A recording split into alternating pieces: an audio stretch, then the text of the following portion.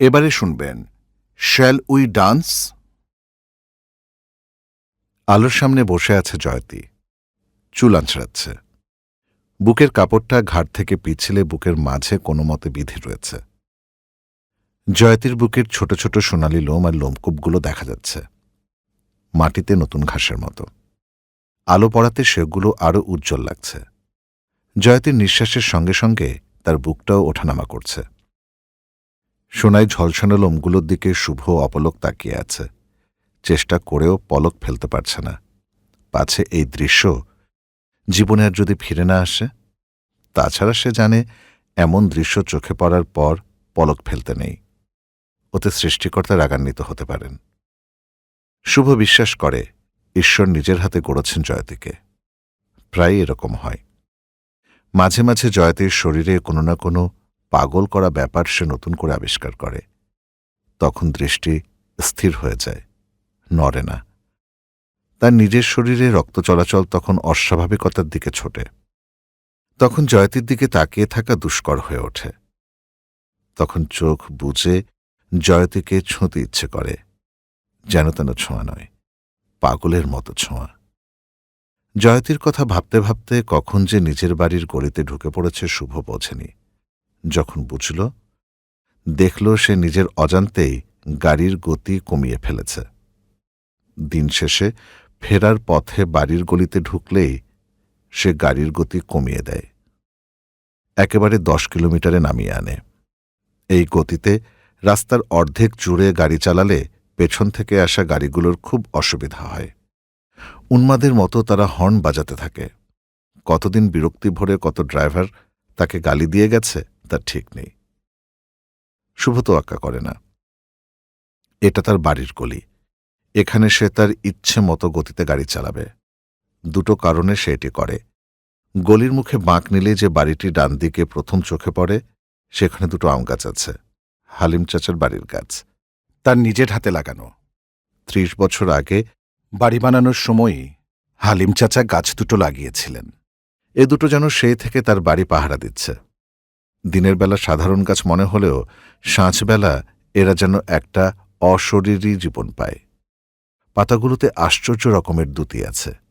চাঁদের আলোতে, এমনকি তারার মিটিমিটি আলোতেও সে পাতাগুলোকে চকচক করতে দেখেছে, কিলবিল করতে দেখেছে। গাড়ির গতি কমিয়ে আমগাছ দুটোর দিকে তাকালে সে নিজের মনের মধ্যে একটা অমোঘ গতি অনুভব করে। জয়তীর দিকে, নিজের বাড়ির দিকে ছুটে যাওয়ার গতি। তাছাড়া গতি কমিয়ে অনুভব করতে চায় যে এক রাজপুত্র অনেক দূর থেকে রাজ্যে ফিরেছে তার রাজকন্যার কাছে। কিন্তু আজকে যেন শুভ তার গতি একটু বেশি কমিয়ে দিয়েছে। গাড়ি থেমে যায় যায় অবস্থা। হালিম চাচার বাড়ির আমগাছ দুটো আজ তার মনে দোলা দিতে পারল না। এর অর্থ কি? তার বাড়ি ফেরার গতিতে কি তাহলে বাধা পড়েছে? জয়তী কি তার ওপরে এখনো রেগে আছে?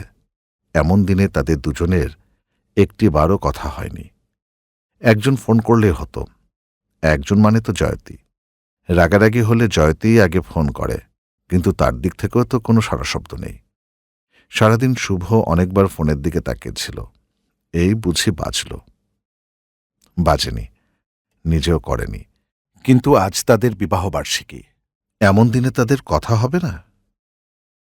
এ অবস্থার সূত্রপাত কদিন আগে থেকে। শুভ বরাবর দেশজ রাজনীতি, শিল্প সাহিত্যের ভক্ত।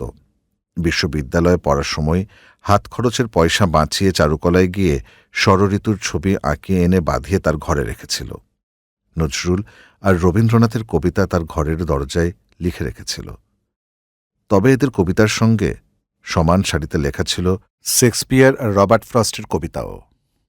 ছোটবেলা থেকে বৈশ্বিক চাপটা শুভ অনুভব করে। আমেরিকার রাশিয়ার ঠান্ডা যুদ্ধের প্রখরতা সে প্রথম টের পেয়েছিল ভাষা আর কবিতার মধ্যে।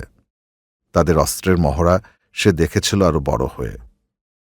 যখন পরিপূর্ণ বড় হল, নিজস্ব সাহিত্য, চিত্রকলা, রীতির পথ বেয়ে স্বাদ নিল পশ্চিমের, দক্ষিণের, নিজের দেশ থেকে আরও পূবের শিল্প সাহিত্যের, রবীন্দ্রনাথ, নজরুল আর জয়নুলকে পুঁজি করে মার্কেস, শেক্সপিয়ার ও পিকাসোর নৈর্ব্যক্তিক জগতে।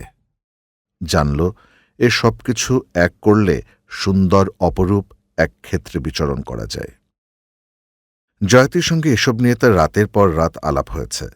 জয়তীও বলেছে, শুনেছেও, দ্বিমত করেছে, কিন্তু কখনো কোনো কিছুর বিরোধিতা করেনি। শুভ তার নিজের মতো করে গড়ে নেওয়া বৈশ্বিক আচরণ জয়তীর উপর অবলীলায় চাপিয়ে দিয়েছে। জয়তী কিন্তু শুভর মনোজগতের একটা ব্যাপারে কখনো সায় দেয়নি। ভালোবাসার খাতিরে মেনে নিয়েছে শুধু। শুভ বিয়ের আগে জয়তীকে রাজি করেছিল ফেব্রুয়ারির 15 তারিখে তারা বিয়ে করবে, ভ্যালেন্টাইন্স ডের একদিন পর। তার পরের বছরগুলোতে যখন তারা তাদের মিলনের বার্ষিকীকে স্মরণ করবে, শুরু করবে 13 তারিখে। ফেব্রুয়ারির 13 তারিখে পয়লা ফাল্গুন। সেদিন বাংলাদেশের জলে, স্থলে, অন্তরিক্ষে উজ্জ্বলতার মাতম লাগে। প্রকৃতির সঙ্গে মানুষগুলোও তাদের কনকনে বেশ ছেড়ে আলোর মিছিলে ঝাঁপিয়ে পড়ে। সেদিন ফুলগুলোও হয়ে যায় আরও উজ্জ্বল। যারা এই উজ্জ্বলতা বরণ করতে পারে না, ভাবে এ কি করলাম। শুভ চায় এমন দিনে তাদের দুজনের সম্পর্কের উজ্জ্বলতাকে উস্কে দিতে। স্ফুলিঙ্গের মতো কাজ করবে দিনটি। সারাদিন সে জয়তীকে বলবে, দেখি তো কতটা সাহসী হতে পারো, আমি তোমার হৃদয়ে যাব, পথ ছাড়ো। জয়তী যখন পথ ছাড়বে তখন ফাল্গুনের প্রথম দিন পেরিয়ে দ্বিতীয়টিতে পড়বে, ফেব্রুয়ারির 14, ভ্যালেন্টাইন্স ডে। এই ভ্যালেন্টাইন্স ডেতে শুভ জয়তীর ছেড়ে দেওয়া পথ পেরিয়ে তার কাছে যেতে চাইত, ছুঁতে চাইত, উন্মত্ত হতে চাইত, পাগলামি করতে চাইত। সারাদিন, দিন পেরিয়ে রাত, রাত পেরিয়ে যাবার মুহূর্তগুলোকে মনে হবে কোনো সঙ্গীতের শেষের স্তবক। যখন তবলার আওয়াজ বেড়ে যায়, তবলচির হাত চোখে পড়ে না, হারমোনিয়ামের শ্বাস প্রশ্বাসও দ্রুত হয়। 15 তারিখ যখন হবে, তবলচি তখন তার শেষ শব্দটি করবে। তারপর ভালো লাগার পালা। নিস্তব্ধ থাকবে সারাদিন। ভালো লাগা যেন রন্ধ্রে রন্ধ্রে অনুভব করবে। পেরিয়ে যাবে অনেক সময়, যতক্ষণ ক্ষুধা না লাগে। তারপর ক্ষুধার্ত দুজন বেরিয়ে পড়বে কোনো এক প্রান্তরে। তখনও কিছু ক্ষেত কাঁচা ছোলাই বেঁচে আছে আহরণের অপেক্ষায়।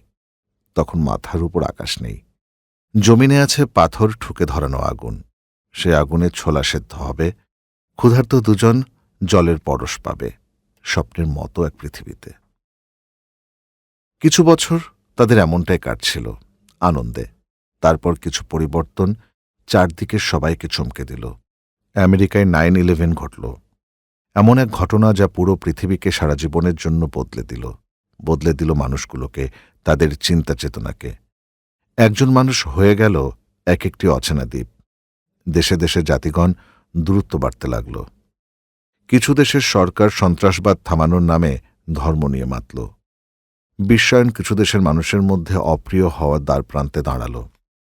বাংলাদেশের অগণিত মানুষের কাছে বিশ্বায়ন বিষাক্ত বাতাসের মতো লাগল। জয়তীও তাদের একজন।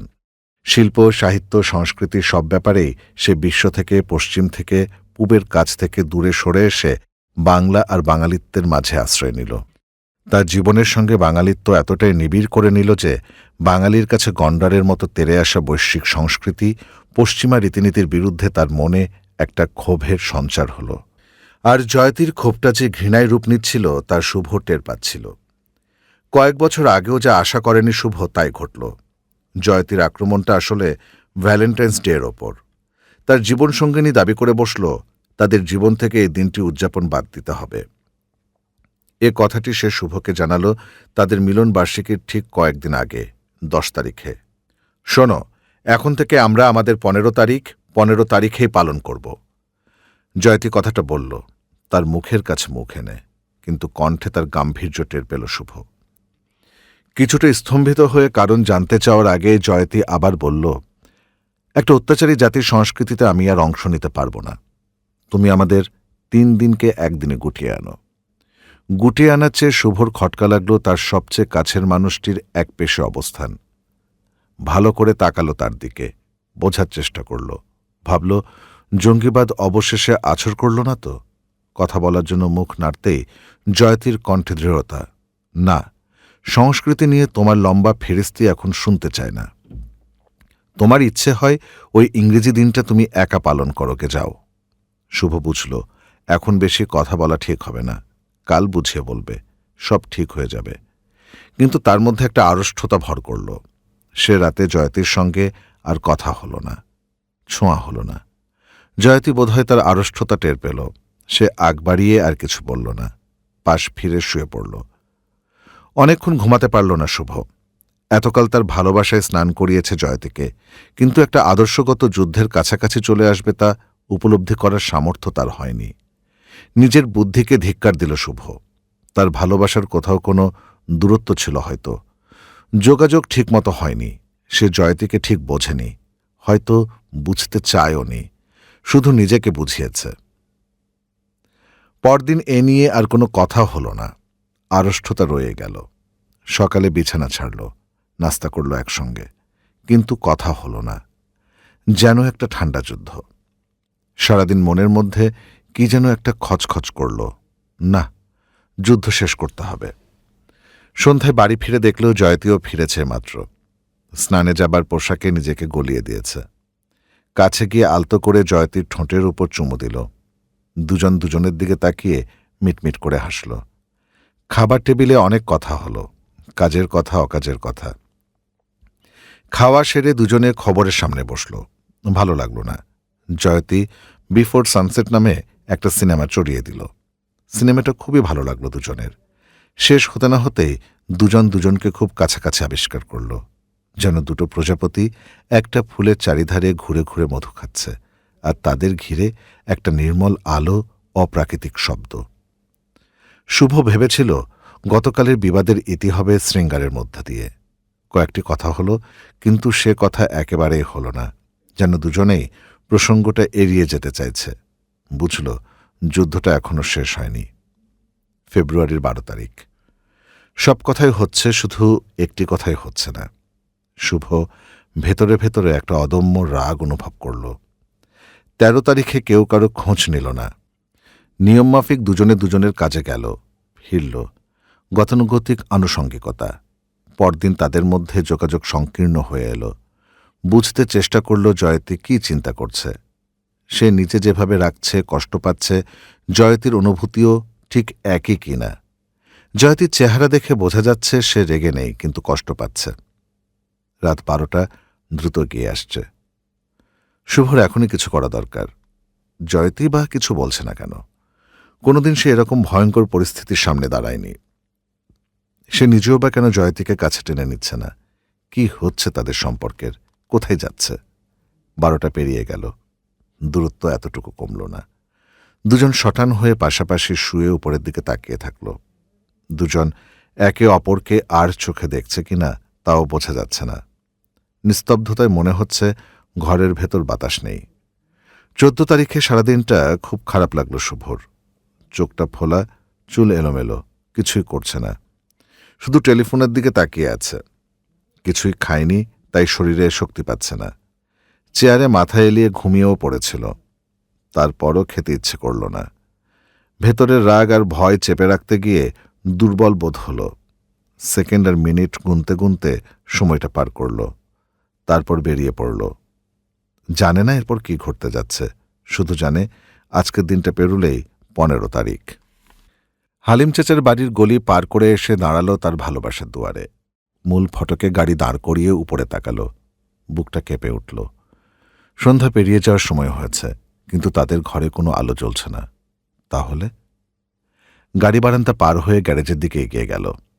গাড়ি ঠিকমতো রাখার জন্য যে মনোযোগ দরকার, আজ মনে হচ্ছে সেটি তার নেই।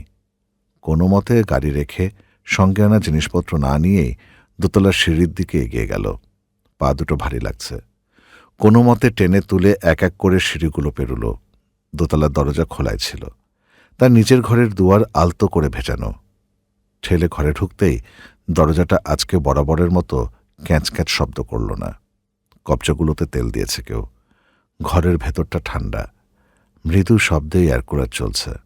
পুরো ঘর অন্ধকার, শুধু জয়তীর সাজ টেবিলের বাতিটা গোধূলির মতো জ্বলছে। তারপরও শুভর কাছে মনে হলো তাদের ঘরটা আলোয় উদ্ভাসিত হয়ে আছে। জয়তী বসে আছে তার সাজ টেবিলের 3 কোণা আয়নার দিকে মুখ করে।